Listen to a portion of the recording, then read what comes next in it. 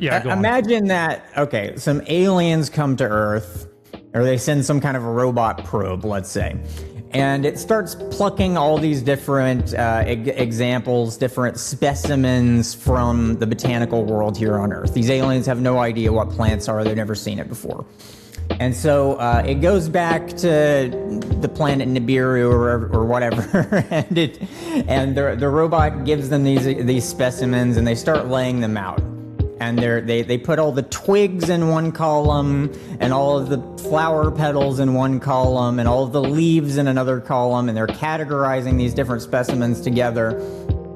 And they end up with a periodic table of plant parts, and they're like, yes, this is the best we can do for understanding this world of plants that exists on this planet called Earth. Obviously, we see what's gone wrong here. They don't understand that even though they've put all the twigs in one column and all the petals in another, that those come from completely different plants. And you're never going to actually understand that diversity of different specimens until you can understand that they are originating from these whole living entities where each part is playing a role within this cohesive organic unity. Oh, neglecting the sort of the whole that they coexist with and from which they originate. That those leaves are performing an important organic function, right?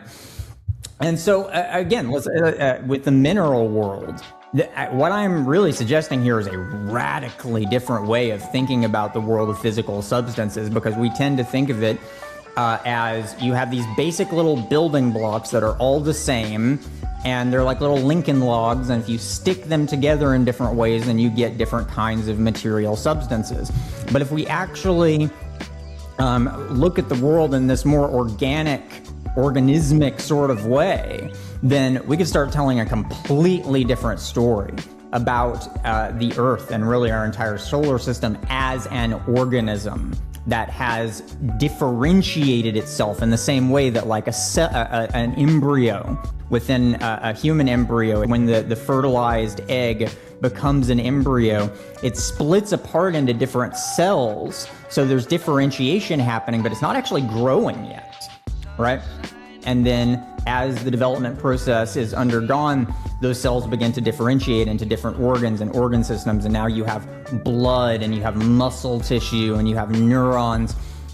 That, I think, is the real nature of the diversity that we see in the world of mineral substances on the Earth. That there is this process of differentiation, which has given rise to these different things, right? And what's guiding that? Well, this is where we would need to start talking about like Michael Levin and bioelectricity and Rupert Sheldrake and all that. But to just put it very simply, I think that these fields that these guys are talking about, that is the psyche that the Greeks and Aristotle were talking about. That's what that is.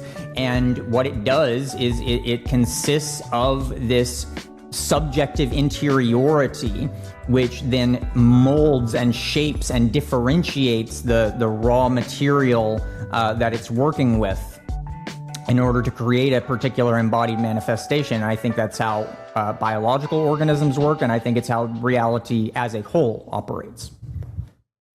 Your example with the plant periodic table, I think, was really good, because behind the elemental table of chemistry, you can discern a kind of sevenfold, just like in music, sequence. And that behind that elemental table is the tone ether.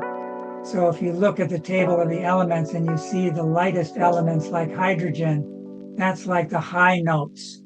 And then you've got uranium, which is the heaviest element. You got the dark notes. And we've been pounding on those dark notes with the development of purifying uranium. That's what the big battle is right now in Iran.